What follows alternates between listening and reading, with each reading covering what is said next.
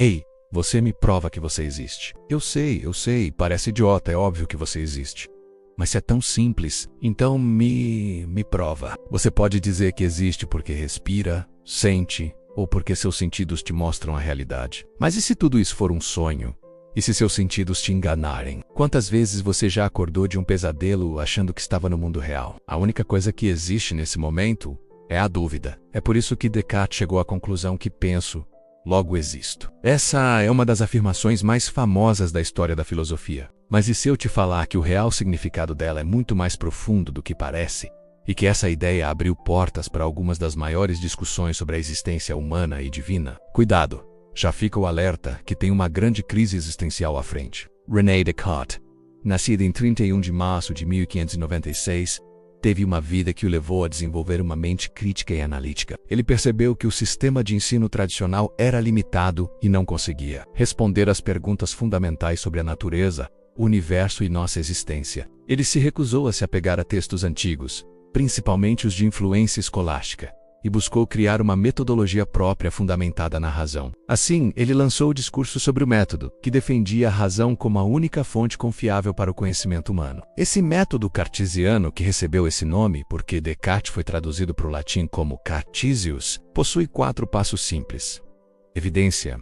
Aceitar apenas o que é claro e distinto, recusando ideias equivocadas. É o que se extrai de verdadeiro do objeto de estudo por observação. Divisão. Separar o objeto em partes menores para estudá-las individualmente, resolvendo o mais simples antes do mais complexo. Síntese e reordenar as informações das partes mais simples para as mais complexas, compreendendo a escala do problema. Enumeração.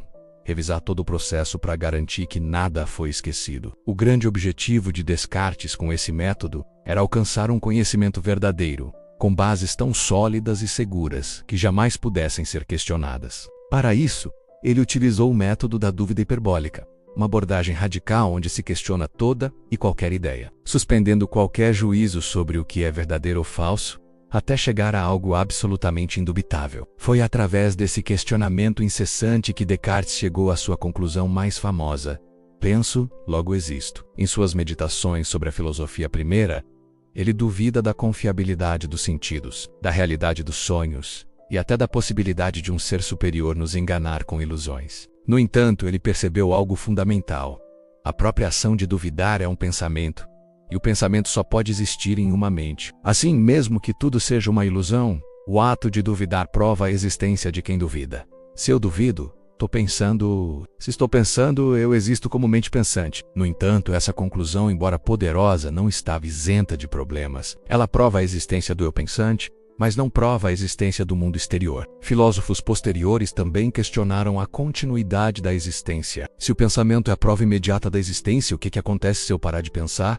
E se a minha memória falhar? A memória é fundamental para a nossa identidade e continuidade. Por isso, alguns sugerem a frase recordo, logo continua a existir. O filósofo John Cottingham argumenta que a tradução mais precisa seria estou pensando, logo existo, enfatizando que a certeza depende do ato de pensar no momento presente. Outro ponto de conflito e contraste surge quando a ideia do eu é questionada. Descartes assume o eu como algo fixo e central. Mas e se o eu for apenas uma construção do pensamento, uma narrativa criada para dar sentido às nossas experiências, e não à origem delas? Essa perspectiva se alinha ao budismo, que há séculos argumenta que o eu não existe como uma identidade fixa, sendo apenas um conglomerado de corpo, sensações, percepções, pensamentos e consciência. Para o budismo, a ilusão do eu é um obstáculo para a compreensão profunda da realidade, pois reafirma a separação entre o eu e o mundo, enquanto o budismo propõe que essa dualidade é ilusória. A busca pela certeza e pela existência também levou Descartes a tentar provar a existência de Deus.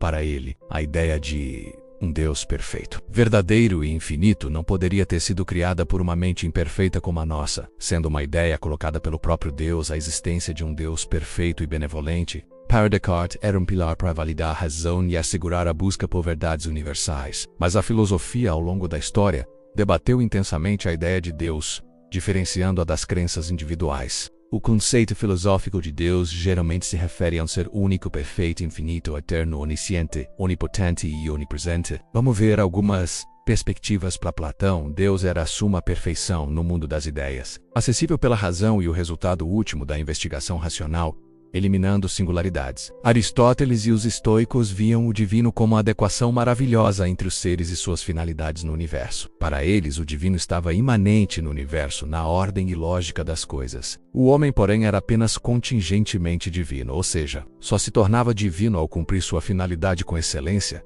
diferentemente do vento, que é sempre divino ao ventar. O cristianismo trouxe uma ruptura. O Deus cristão transcende não só o homem, mas também o universo, sendo um criador a partir do nada, um pensamento puro. O homem, para o cristianismo, não é mais uma figura contingente, mas filho de Deus, com um valor moral que se baseia na vontade e no uso de suas competências, e não apenas na competência natural. A partir do século XII, a filosofia ocidental dedicou-se a criar provas da existência de Deus.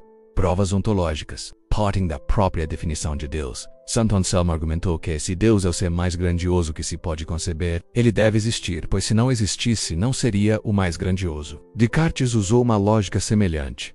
A ideia de um ser perfeito em nossa mente, mesmo sendo nós imperfeitos, implica que essa ideia só pode ter vindo de um ser perfeito Deus.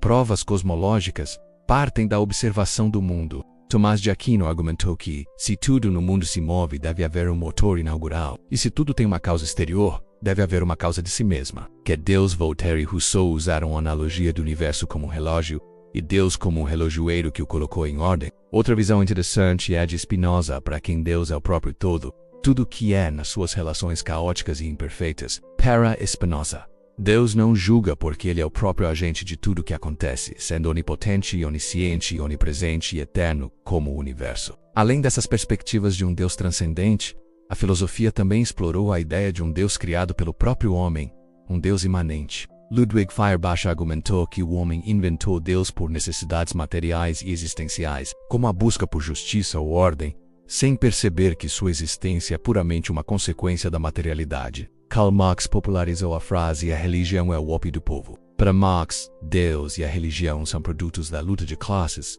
uma forma de controle ideológico da burguesia para que o proletariado suporte as desigualdades e não se revolte. Emile Durkheim, pai da sociologia, viu a religião como um fenômeno social, uma forma que a sociedade tem de classificar o mundo entre sagrado e profano, essencial para sua organização. Pierre Bourdieu aprofundou essa ideia, propondo que a definição do que é sagrado é obra de especialistas dentro de um campo religioso que lutam pela legitimidade e pelo monopólio dessa definição. No século XX, o pensamento pós-moderno com filósofos como Michel Maffezoli e Gilles Lipovetsky trouxe novas reflexões. Maffezoli sugeriu que a sociedade pós-moderna é mais tolerante com os apetites do corpo, permitindo subversões que evitam a rigidez opressora de um monoteísmo com valores absolutos. Lipovetsky viu Deus se tornando uma questão mais individual e privada, um estilhaçamento da noção de Deus para atender às necessidades metafísicas de cada um. Para finalizar, o filósofo André Comte Sponville, em O Espírito do Ateísmo, propõe uma ruptura entre espírito e fé. Ele defende que, independentemente de acreditar ou não em Deus, todos compartilhamos valores e pertencemos a uma comunidade. Podemos ser ateus e ao mesmo tempo admirar os valores judaico-cristãos. A filosofia pode não buscar mais provas da existência de Deus como no passado, mas continuará a falar de valores como critérios existenciais, construídos culturalmente que nos guiam em nossas escolhas e fidelidades à comunidade,